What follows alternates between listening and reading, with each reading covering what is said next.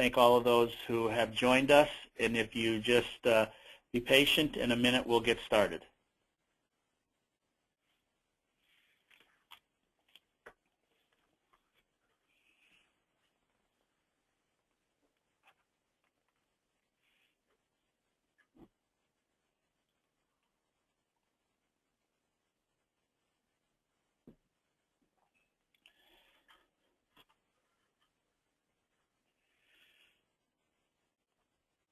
Well, good morning and welcome to the Dakota Medical Foundation Intermediary Lending Program webinar.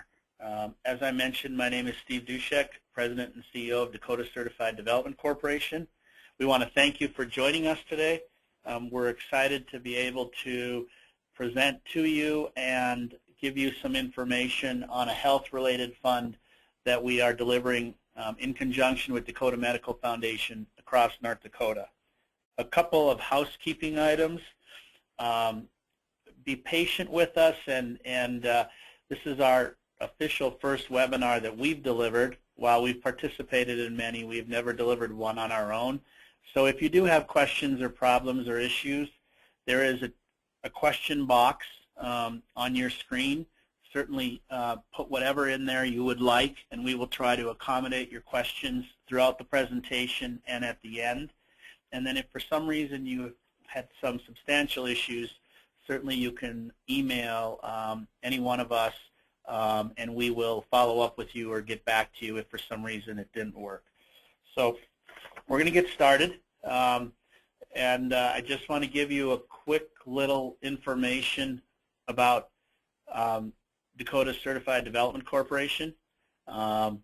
We are the oldest and largest certified development company in North Dakota. Certified Development Company is an SBA certified term. We were created over 34 years ago, and we just, with our lending partner organizations and our small businesses, just surpassed the $1 billion mark in total capital to small businesses across North Dakota, ranging in dollar amounts as small as $1,000 onward up into the millions. We were created originally in 1983 to work in the SBA 504 loan program, but since then we have expanded into various other initiatives, programs, and capital-related initiatives that have been beneficial to the state of North Dakota.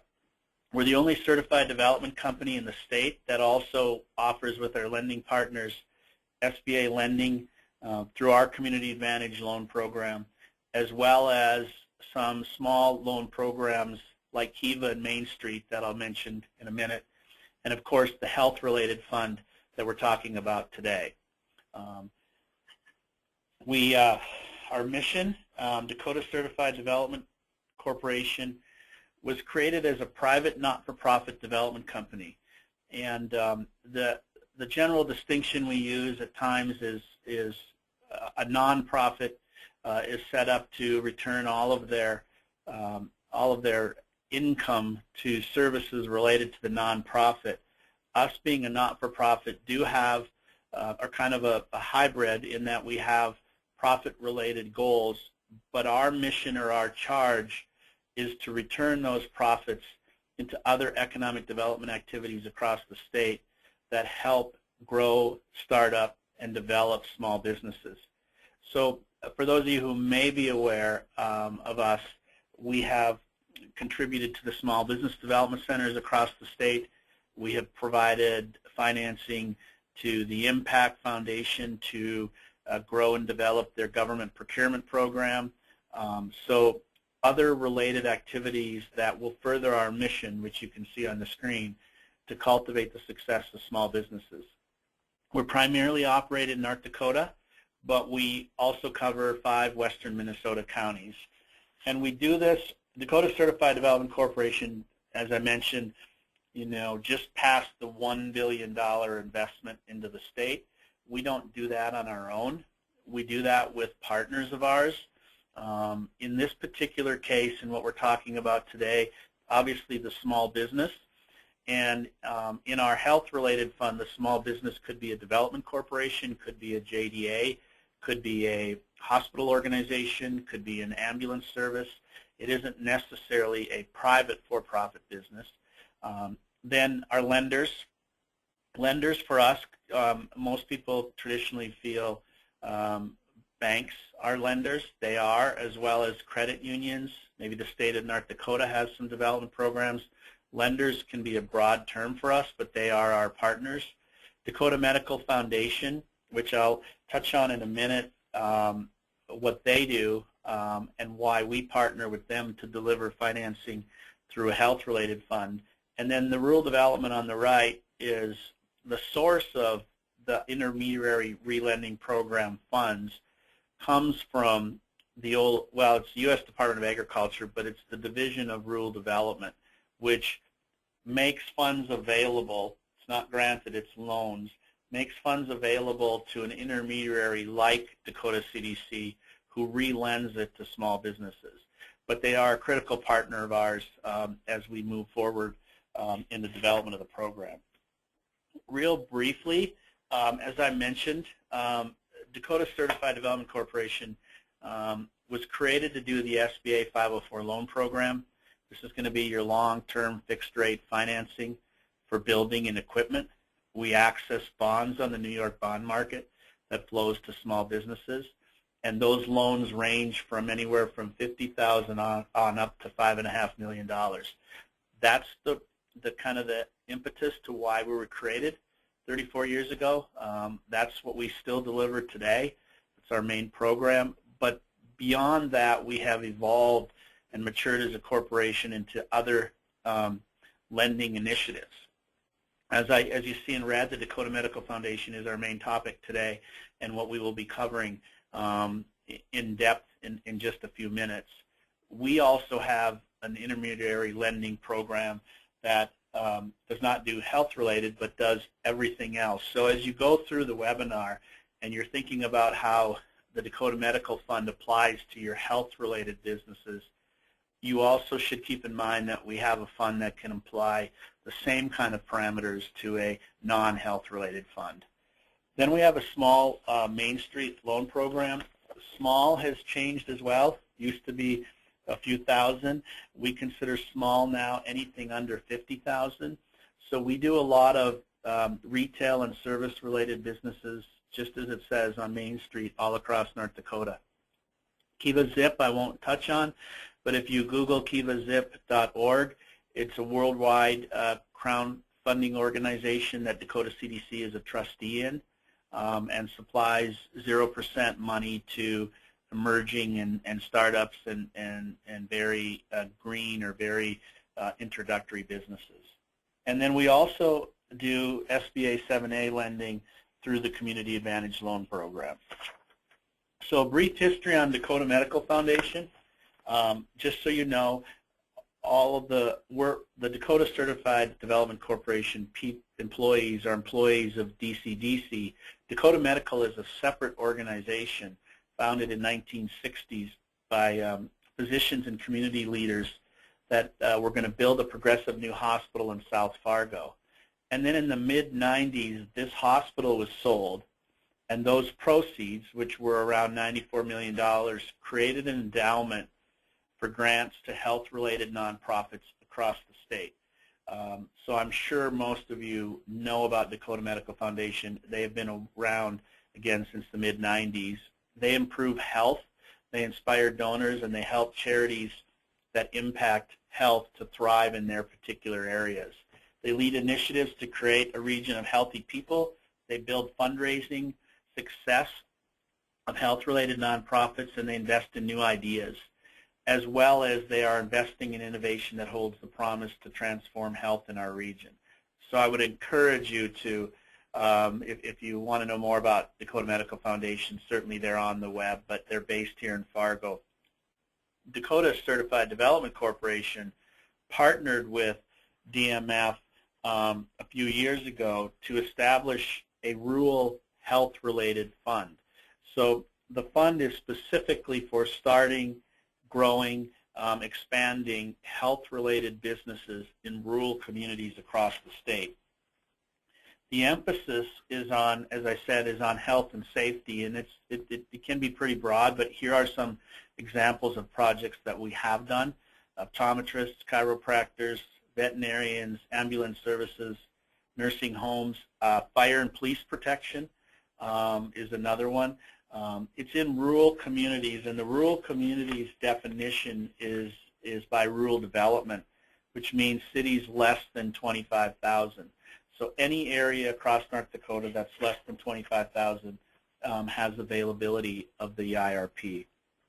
The eligibility in particular, it's for-profit and not-for-profit entities. I'll talk in a minute about some projects that we've done, but not-for-profit entities could be an ambulance service, could be a community development organization or a job development authority organization, which is a not-for-profit, or maybe it's a quasi-public entity of city government. But it can be done for either types of those businesses. It could be a nonprofit hospital organization or a nonprofit assisted living facility. And the uses are pretty wide open. I mean, we've listed a few of them here.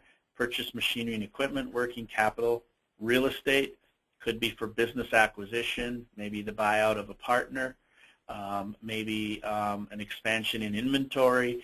So it's pretty broad. It's usually used in conjunction with other financing options. It doesn't have to be, but there's a certain percentage of the project that we can do by IRP, and the rest is usually done by other lenders and other organizations that also finance, as well as small businesses. There's up to $150,000 per project that we can do, or per entity. The exciting thing for us right now is that we've lowered the rate down. Dakota Medical Foundation, in an effort to spur some interest as well as get the funds out, has lowered the rate down to 3.5%. And that rate is fixed for however long we're going to finance, whatever that may be. And that rate's available till July 1 or till the funds are expended. We have about $370,000 available that we haven't committed. We've got some projects that we're working on at this point, but we don't anticipate it being a problem. But certainly if you have something in mind, you'll want to contact, and I'll show you that information later, one of us as soon as you can. After July 1st, we still have a health-related fund. Dakota Medical Foundation has money beyond that, 700 and some thousand, that can be used for health-related projects, but it goes back to the standard interest rate. Low down payments, generally 10% by the business, and again, the term is going to be for whatever we are financing. You know, whether if it's working capital, it might be 3 to 5. If it's equipment, it might be 5 to 7. And of course, real estate would be longer than that.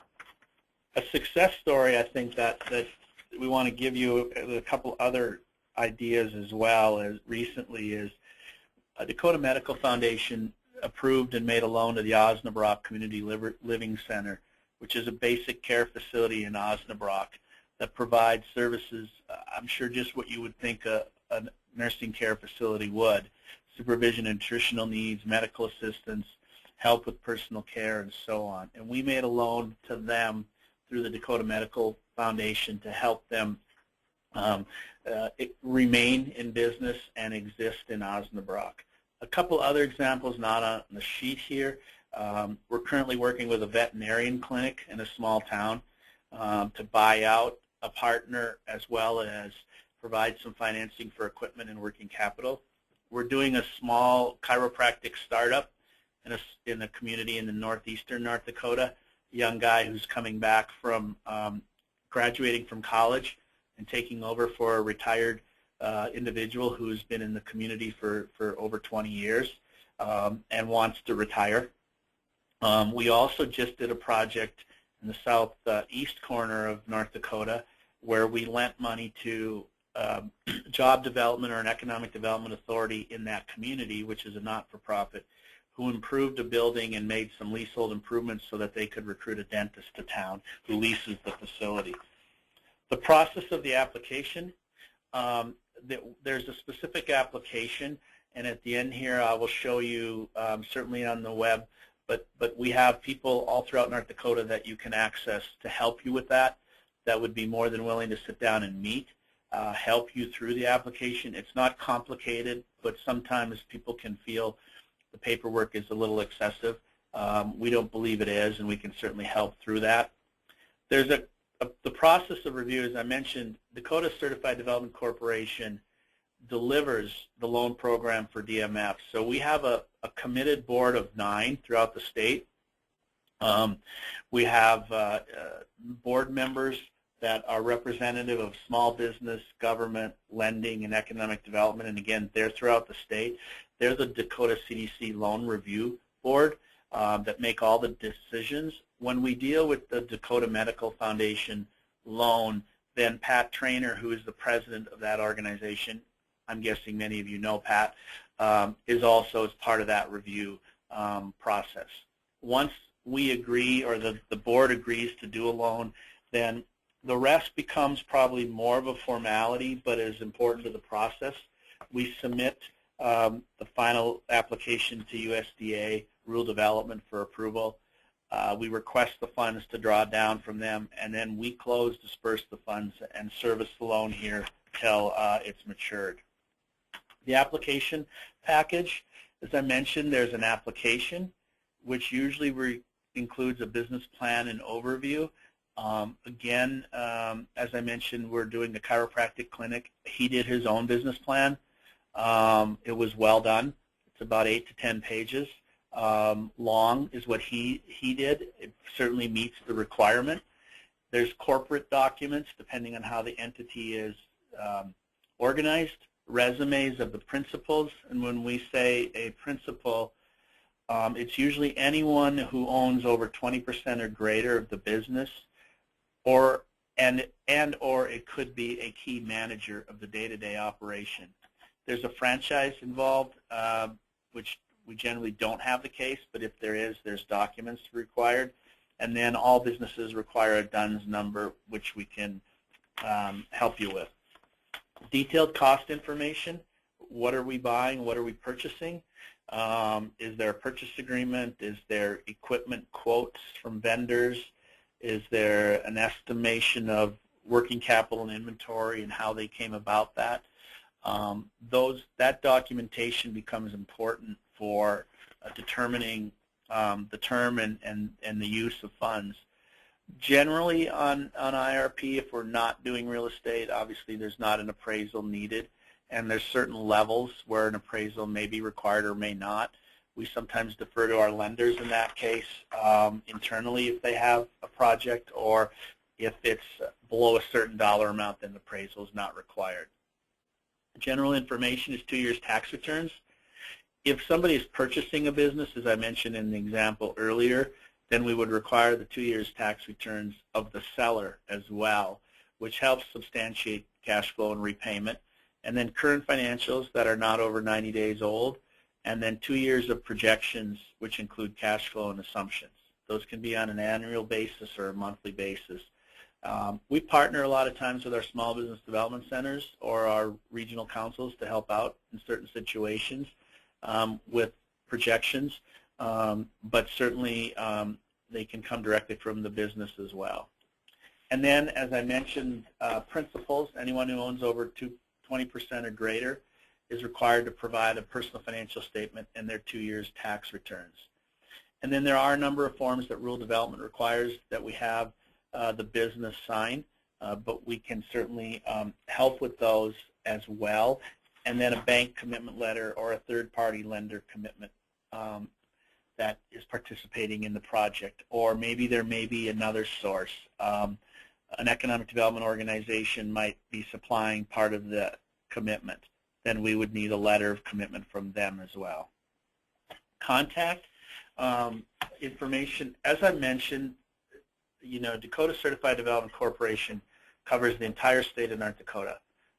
We have board members in Williston and Beulah, Bismarck, Minot, Starkweather, Fargo, Grand Forks, Otter Tail, Minnesota, all across the state, as well as we have an experienced staff of 10 that does a lot of traveling, so we don't expect you to show up in one of our locations, but in a general sense, if you were looking at the map that's in front of you, the northwest corridor, you could contact Christy Williams, the southwest corridor, Roxy, and then myself on the east, anywhere from Jamestown to Candu on over to the Minnesota border. Any one of us travel consistently throughout the state, and we're always out in the field, so feel free to ask us to stop by, and we'd be happy to do that. And lastly, there's a number of resources that you have that you can access in addition to. We're on the web. We have a website that is constantly being improved and updated and perfected. On the very right-hand, top right-hand, you can see we have a mobile app and a mobile website. You can access any one of the team members. You can see current rates. You can find out a little bit more about Dakota CDC. It's not, you're not going to get the detailed information, but there's phone numbers and there's email and their contact. And then along the bottom, you see that we're on Facebook, LinkedIn, and Google+. Google+ probably will find the most information about Dakota CDC and what we're doing. But for particular lenders on the call, there's a specific site on LinkedIn that we have a lending program group that we bounce stuff off of from time to time. So with that, I will see if there's any questions, and Roxy will jump in and help as well.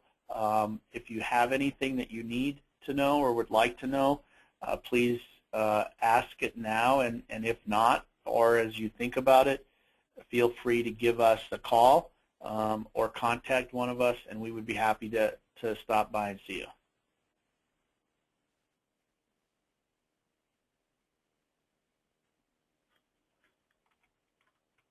Steve, I don't see any questions coming in to the control panel, and so I think we're good to go. Okay. So I would just thank everybody for joining today. Please keep it in mind as you move forward and let us know if you have any questions. Thank you.